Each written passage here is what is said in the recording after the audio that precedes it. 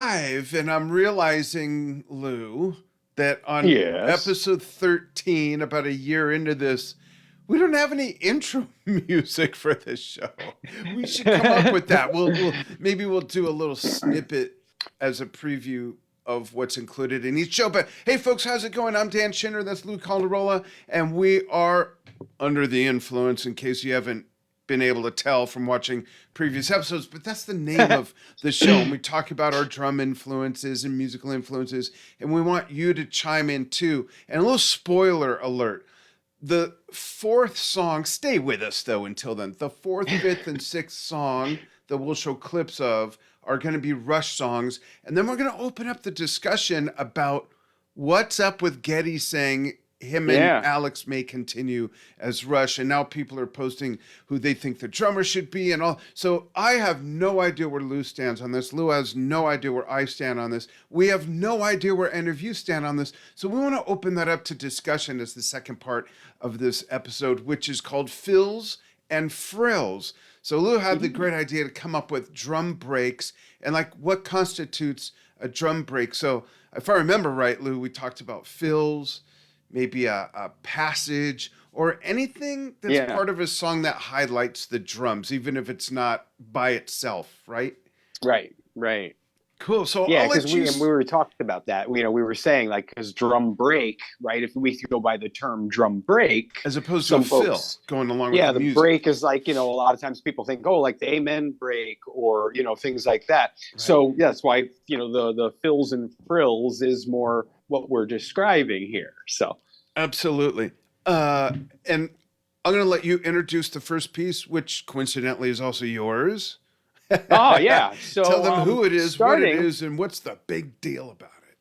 Right. I figured, this was such a fun topic. I like to sometimes maybe go a little chronologically with our topic or, something maybe kind of, start. So going back to, Ringo and Ringo, who wasn't always known as like a drummer to take solos and all, but there's that awesome piece on the end where that's probably like the only really, I guess what you could call like Ringo drum solo with the Beatles. Yeah. And just such a great, simple but sweet kind of thing. Really, really well done, really tasty piece. I'm also a lefty on a righty kit, so I tried my best to do the sticking the way he did because it's more up the toms a lot and leading with the left hand Yeah. with Ringo. So I tried to kind of recreate that as best, but there's no known footage of him playing it, so I can't check it without actually Well, I asking him did not himself. know that. That's an interesting fact. What I'd like people to listen for while they're watching you, and then we'll talk a bit about it before we move on to the second piece, is listen to what Lou plays, which is basically note for note of what Ringo plays, and listen to what you folks think this may have influenced. Think about that. So here we go. On your mark, get set. Here we go.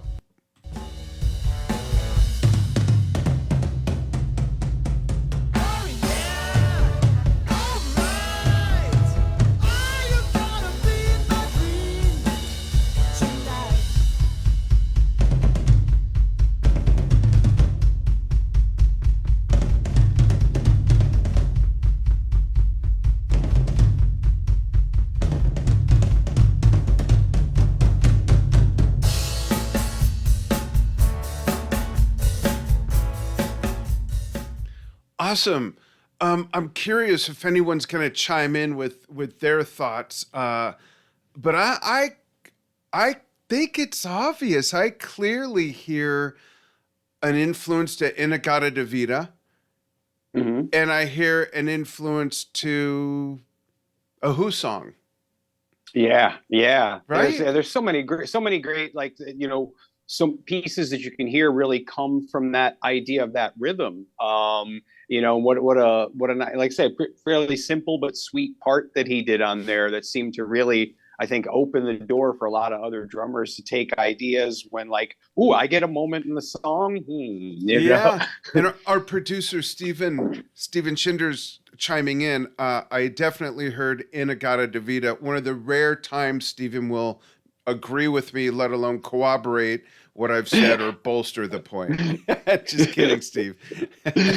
Steve, I'm still laughing about what I read that you wrote online earlier about the tweet thing I was telling Lou, and almost couldn't stop laughing before the show. Good job on that. I always forget that you're a lefty on a righty kid. I forget about that. Do you play open-handed much? Most of the time, and a lot of times when recreating parts, I now it's bled into my style that I'll play with more of that traditional matched crossing. Yeah. But that came from teaching, because 98.9% of my students over the past couple decades are righties or lefties who learned on a righty kit. I've only had a couple full left-handed students, so showing them how to play a part when I always used to play open-handed, they kind of look at me like, wait, am I supposed to uncross? Oh, wait, well, hold on, sorry. Let me show you. Let me show you the way that, and I do still comfortably live. I use open-handed matched grip as my primary, but I have settled into becoming right-handed at moments, which again was a little like Ringo as well. Although Ringo was the lefty on the righty kit, sometimes you see him playing open-handed, sometimes you see him, playing that's cross. True. Yeah. Well, my first clip that we're going to show is the only one of my three that's not a Rush clip, and I'm looking forward to getting into that discussion, folks. Read the description, and if you're watching on the archive, please feel free to chime in. But this, I love this drum fill by John Bonham. It's from the live version of The Song Remains the Same, the version that's on the vinyl of the motion picture soundtrack, even though it's technically not the motion picture soundtrack. It's a different recording than what's in the movie. But it's what I love about it is it's not something that's fast. Like what you just did wasn't necessarily fast. There's just a lot of great rhythmic, delicious stuff in there. This to me is like that. And in one slowish kind of groovy fill, he still manages to work in the two timpani drums. So this clip I'm going to show is me playing that song at the Drum Talk TV 10-year anniversary show. I'm playing an exact setup as his Green Sparkle kit, TJS drums version of it, custom drums. And I just love the feel and the hesitation of this. So here we go. Check it out. There's a little bit of lead into the song as well, of course.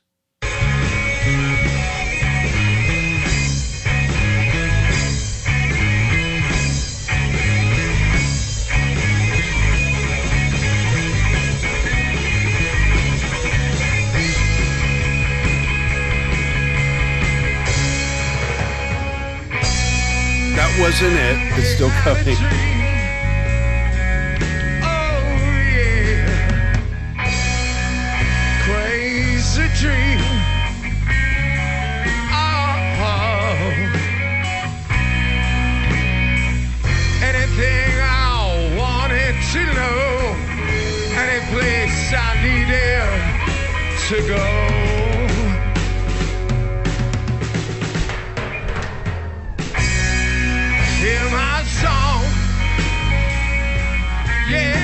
I just love that fill. Yeah, that's one of my favorites. Yeah, there's nothing complicated or crazy about it.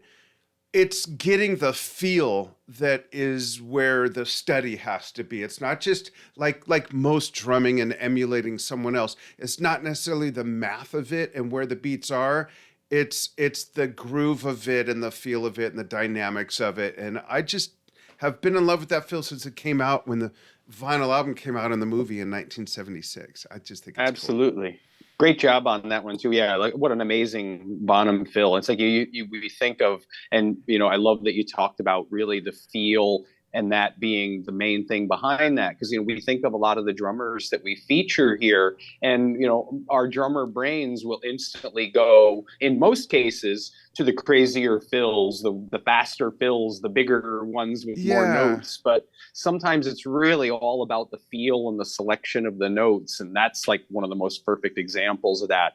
Having the timpani at the end of the fill as part of that live version. One of my favorite parts of that. I love that. Those timpanis that I used for the show were not mine. I left mine at home. I don't move my stuff anymore. But those were, I rented those from SIR, and they were almost too high.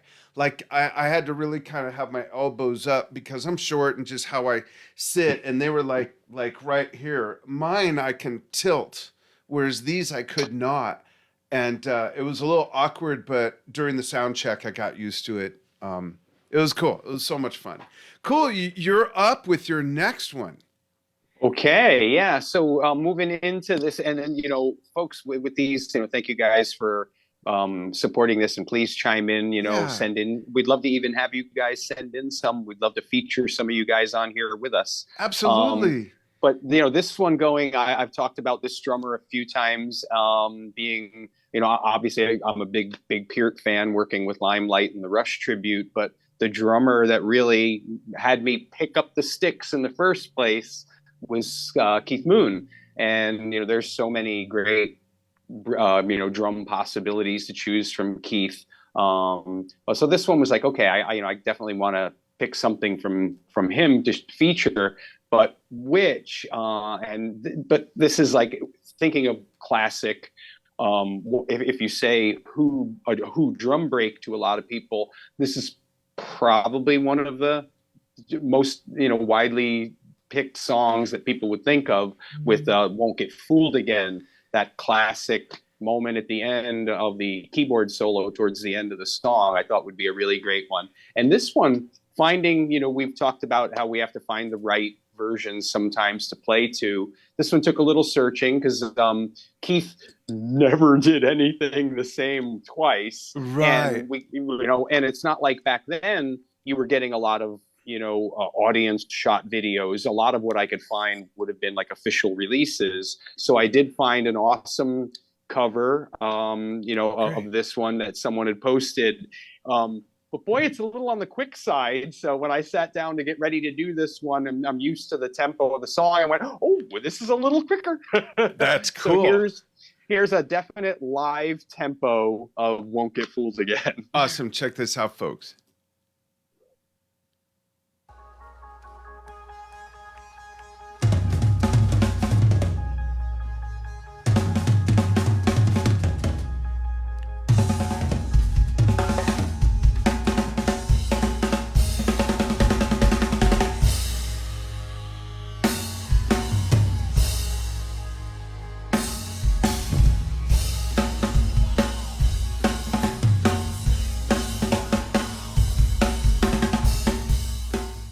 Nice. Great job. Thank you. That was such fun. So fun. Mapping that one out came through my work instructing and having to do that with putting on some Who shows, and was like, okay, well, if I have to show this to someone, I really want to try and get this right, because it's Keith, and he's so hard to sometimes pull apart his crazy fills because they're just so sporadic and in the moment, and just what he's feeling right in that second. It's not like, oh, that's a paradiddle followed by a 5-stroke. Right. It's hard to transcribe and just identify some of it. Yeah, especially with the lack of video out there. Brad Birch is chiming in. Hey, Brad, he says, Iron Butterfly, my father made me learn that song start to finish if I wanted to play drums. Great tune. Great dad. That's awesome. That's really cool. So now we're going to move. Thanks for chiming in. Yeah, we're going to move into the second half of the show, which is 3 Rush songs. My next 2 are Rush, and then another great one from Lou. I was thinking ahead to say that, and then we're going to open up the discussion about, are you on board with Alex and Geddy moving forward as Rush? Who should be the drummer? We're going to talk about that after these 3. So mine is me playing with a couple guys in town. I saw one of them last night, actually, who built a new studio right near us, which is really unusual, folks, because I live in the middle of nowhere. We live in a real small mountain town in Arizona, like 7,200 people here, and here's yet another studio, which is really cool. So this is... Leave That Thing Alone. And this was hard for you. So these guys learned it on the tour bus the day before on the way home. And then we played it for the first time together. and we went. I think I kept the second or third run of it, and this fill is just pulling it apart was one thing, and once I realized, okay, I know exactly what Neil's hitting when, then it was teaching these things in the feet to do it all, because this wasn't in my frequent lexicon of Rush music that I would play. So this is Leave That Thing Alone with the other two guys. You'll see their names on the screen. Here we go.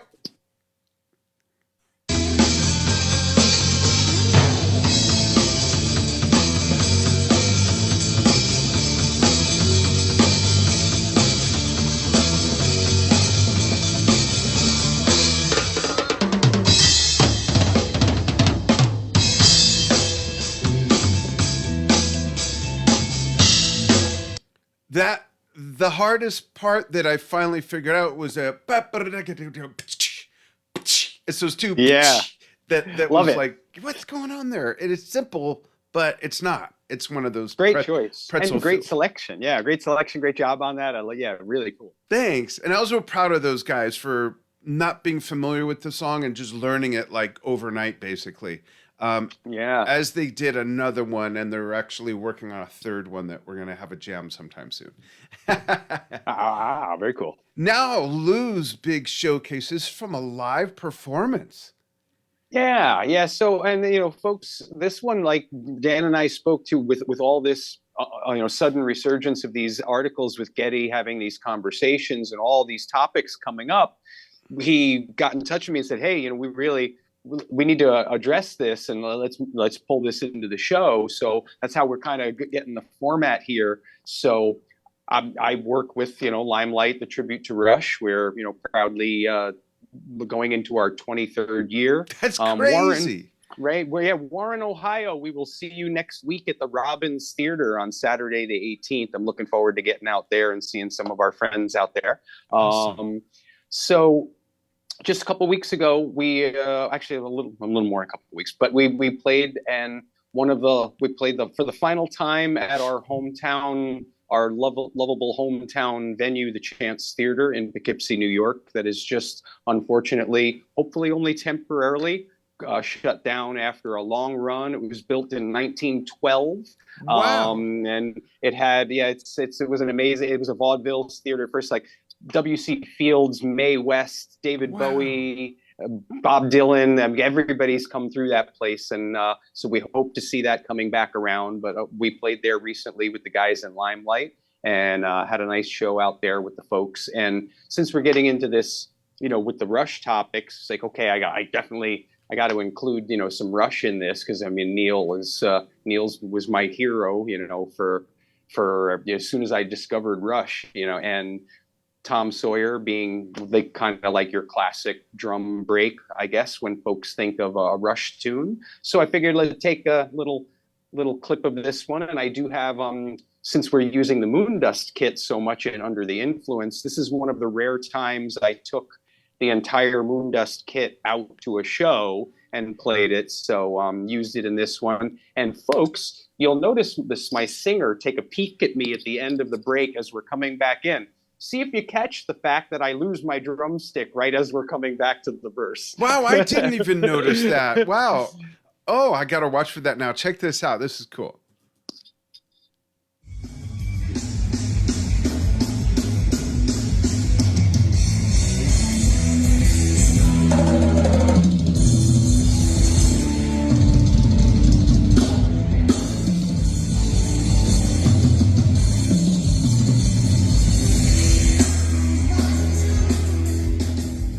Wow, I couldn't see that. I want to check that out again from the end.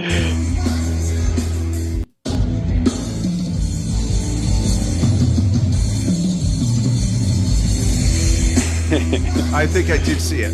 Flew up. The real telltale for all you drummers out there, the real telltale is there's one snare missing from the pattern, because that's when I lose the stick. That's hilarious. I hate having to grab a new stick. You know why? Because it's cold, and the other one's warm, and even though they're the same exact stick, it makes me feel like there's an unbalance there, like the weight is wrong, and it takes me a while to get used to it. I hate that. Good job. Good job. Okay, so my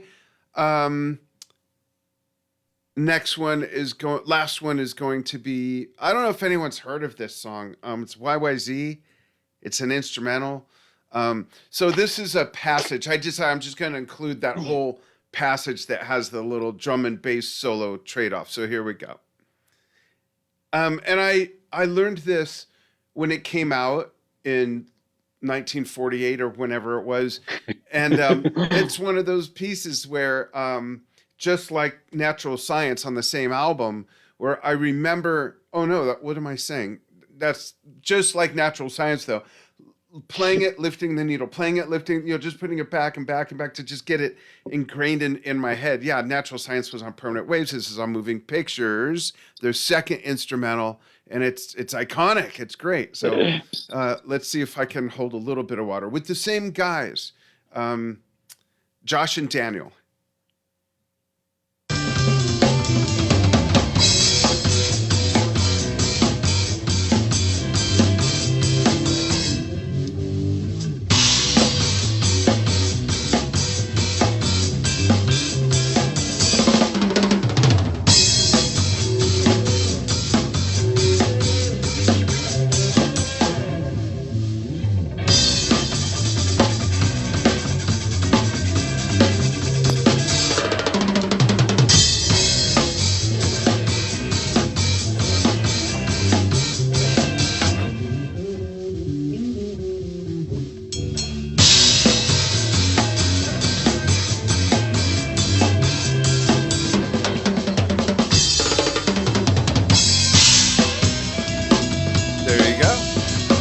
Nicely done. Nicely done. Thanks. It's so much fun to play that song. That is. Whether it's to the album or with real musicians, it is just such a blast. It really is. It's fun. What's your favorite one of those three fills to do? I think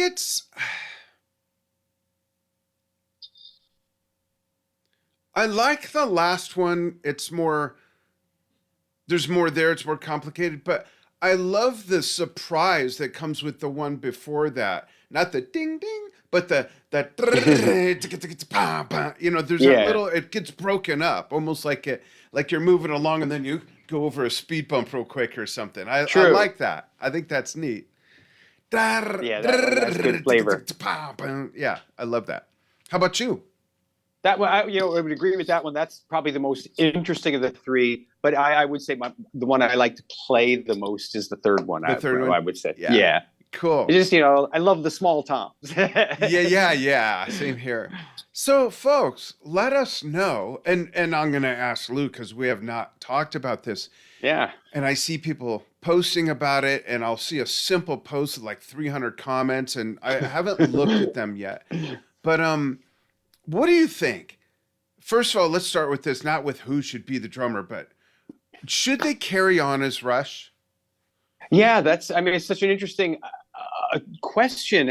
At first and for the longest time, and there's still a little of it. I think it's the the loyal Rush geek in me that goes, I don't know. I mean, it's Rush is those three guys, but then there's the outlying folks that go, yes, but there was Rutsy before Pert, for one album, and then it became what it became. Yeah, exactly. So there's definitely a side of me that's like, oh, well, I could see them playing together and playing Rush music, but do you have to call it Rush? I know. So, but then, I look at, is that just me being, selfish about the band I love? Because how many other iconic bands and musicians have carried on without a huge face, a major impact of the band? Though I do say I often, as sad as it is to see a great band go away, I find it awfully respectful when a band says, you know what, it's not the original members, so we're not going to do it as that anymore. Yeah. I'm basically on the exact same page. I sure, if I were to see Alex and Geddy do something with someone else, they would have to sneak in a couple Rush songs, and I would love that. Right. Yeah, but Rush was never an institution the way Yes has been, the way Jethro Tull has been, the way some other bands. And that's a different thing than, like you said, they Yeah. had an original drummer. After the first album, they got this guy, and then they did what they did for 35, 40 years, 43, whatever it was. That's different. And then there's this whole other question I haven't seen anyone bring up. Who's going to write the lyrics? That Neil's Right. contribution as a lyricist and a storyteller Yeah. was just as much a part of the band's sound and actually ethos as Alex's guitar playing, as Geddy's bass playing, as Geddy's voice, as Neil's drumming. The lyrics were right there as another Yeah, absolutely. instrument, really, I think. Oh, absolutely, definitely. So no one's brought that up. So when people are saying, "Oh, this drummer," well, what? Well, it's not. The question isn't who can play Neil's parts. The question is who should be the next drummer. And I've heard Mike Portnoy. I've heard Marco Minnemann. I've heard someone else yesterday. I read was suggested. Who? A lot of people say Danny Carey. I did hear Dave that. Grohl mentioned. I don't see that at all. Folks. Sorry. I know, right? No offense to Dave Grohl, but it's not a popularity contest question. That's not what it is. It's who would be the best fit. And it's also who would be the best fit to fit in with them to carry on as Rush without too much of a change. Because if it's that much of a change, then why call it Rush? I really don't want them to go on as Rush. And it's, I don't know. I'm short circuiting even like when I see people suggest who the drummer is, are they aware as to whether or not, and chime in, folks, if you're any of these people, I'll include us too, are we suggesting who should be the drummer of a continued Rush, or who should be the drummer to make music with Alex and Geddy? Those can be two separate questions. I don't see a drummer coming in as Rush. I can see quite a few different drummers coming in and making music with Geddy and Alex, and maybe even somebody else, maybe even another guitar player, maybe a keyboard player, maybe a banjo player, maybe a jug. I don't know. But I think Rush was Rush. It did its thing. And let's leave that treasure chest there with everything in it. And let's start a new treasure chest. Even if it's some of the same pirates, let's start a new treasure chest. And that's just how I feel. I'm really sort of surprised that so many people seem to be on board with like, it's the Rush. I'm really kind of surprised. I don't know. Kind of surprised at Geddy and Alex too, to tell you the truth. And I want to check the comments. I see one from Steve, and I'll scroll up as well. Steve says, we're so used to that iconic trio as the classic lineup for so many years, which is rare. I think they could carry on as Lee Lifeson. Oops, it moved. Yeah.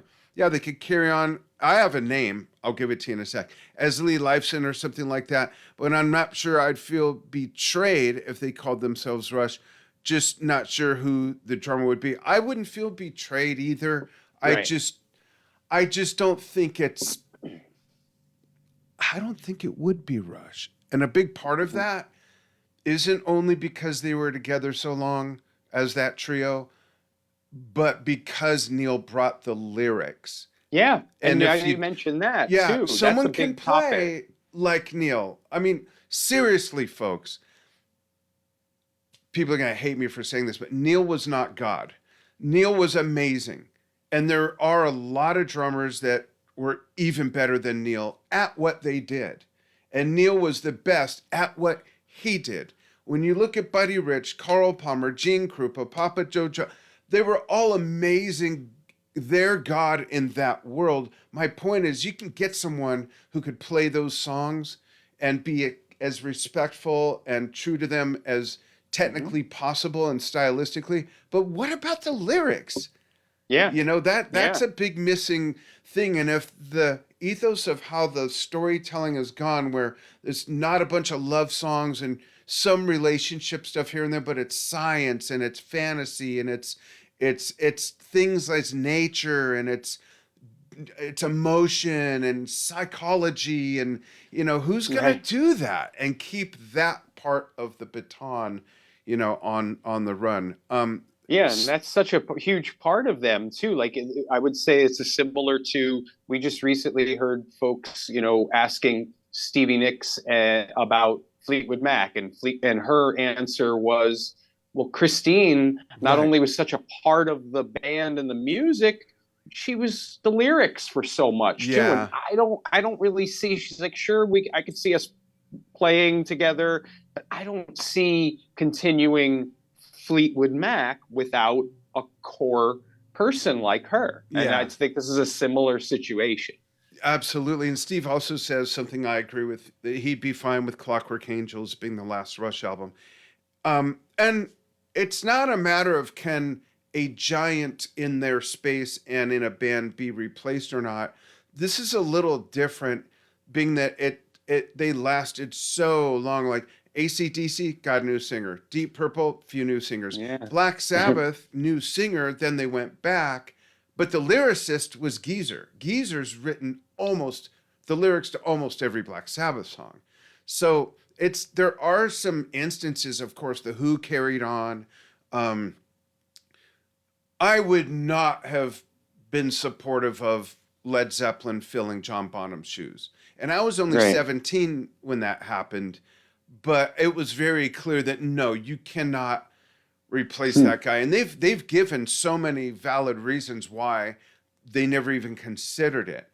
There were lots of rumors at the time, but they never considered it, and the reasons all make sense. With Rush, I'm just kind of really almost taken aback by Alex and Geddy, not because I think they'd be disrespecting Neil, has nothing to do with that. In fact, I think if Neil had a say, he'd say, you guys keep going. I just don't think it has to be Rush, and I'm not sure it could be. Right. I would agree. Yep, I would agree. Yeah. So I'm surprised more people. I like the Lee Lifeson thing. The Lee Lifeson, we were just talking yesterday with the guys in Limelight, and our guitar player Eric said something very similar. So I want to go with a name that would incorporate their first names instead and call it Gah for Geddy and Alex. Just call it Gah.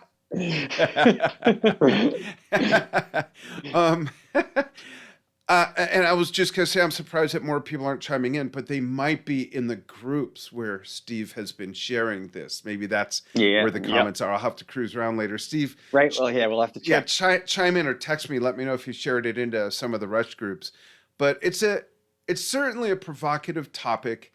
It's an interesting topic on many levels. 2 levels, of course, being, are Geddy and Alex going to make music together again? And will they do it as Rush? And I think also, I really do think, Lou, that if they go on not as Rush, I think that gives them so much latitude to do so much more. Whereas even though they've always broken through their own boundaries as Rush, it still has come out the end of the meat grinder as, okay, so this is the more newer Rush with every album. Whether it's 2112 or Signals or, whatever, all the way to Clockwork Angels. It's so you can kind of follow that progression. Whereas if they just did their own thing as 2 guys and 1 or 2 or 3 other people, then anything is fair game. They can explore, they can do anything. Right. And here's something I'd be interested in that topic is because musically, they write such great stuff. They still, I'm sure they're still excited to play and all. How about Alex and Geddy writing something where they are the guitar and bass, but you have some crazy drummer behind the kit and a wild singer singing on top, you know, and those, I would be interested in hearing something like that at some point as well too. And what if Alex and Geddy were just the music and for one moment, and we heard some other people on the bookends of that. I'd be interested. Even it's instead of a solo album, a duet album. The 2 of them make a Lee Lifeson album with a bunch of guest musicians on other things. And while you tell everybody who you think your top 3 reasonable candidates would be to carry on as Rush, I've got to use the restroom. The diabetes is really getting at me, and I just can't hold it anymore. So I'll be right back, folks. Yeah. So yeah, that's just such a crazy topic. I mean, the main ones have come up, so I'll mention my big three, and we actually kind of covered a lot of it already with the topics that come out as far as if someone had to step in and play. I mean, there's so many, of course. Being in the tribute bands, I've looked at all the others and try and find as many as I can. All the tribute bands out there, if you're going to tackle Rush, you got to be ready to do the job anyway. And I haven't seen a tribute band or a group of artists go out and tackle Rush that didn't musically sound phenomenal at what they do. And then there's the folks stepping in and being able to do it justice, right? So if I was going to pick three of the bigger name drummers who I would think, well, if this was a definite thing and they're going to absolutely do this, who would be amazing and step right in? I think good timing. The three that I think that would probably do it and still do justice.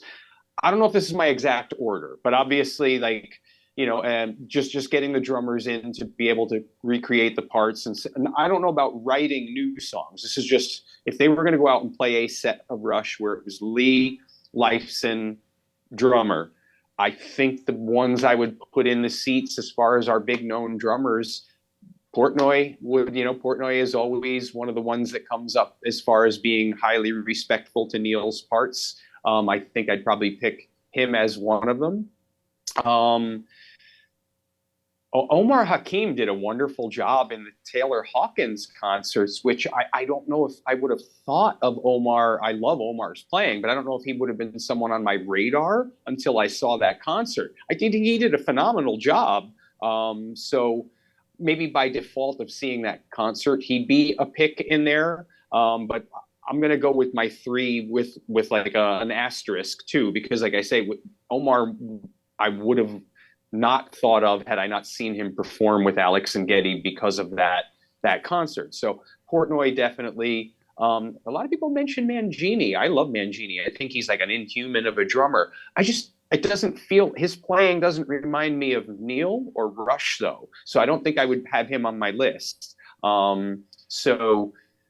Danny Carey from Tool, I think could do it. Though I've had conversations with drummers, and I'm going to get a lot of my friends and the Tool fans who'll get mad at me for this. But out of all the drummers that did the reunion shows, I think Danny would be at the bottom of my list as far as how well they performed. I didn't think he did enough homework on his rendition of YYZ.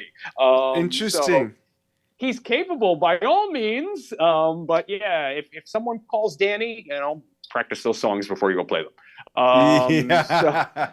But people are going to want to hear them played the way they know them.